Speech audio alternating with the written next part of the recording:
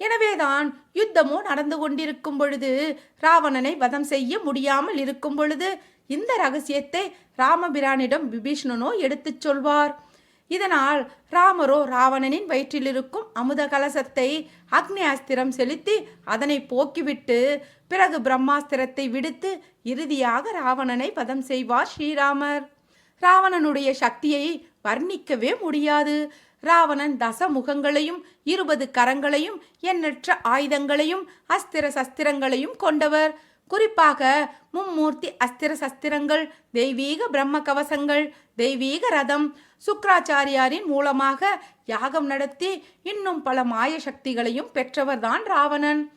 எல்லாவற்றிற்கும் மேலாக சிவன் பிரம்மாவின் அருளோ ராவணனை காத்து கொண்டிருந்தது. எப்பொழுது பெண் பாவத்தை செய்தாரோ, அதாவது சீதையை போன்ற அப்பாவி பெண்ணை கடத்தினாரோ, அப்பொழுதே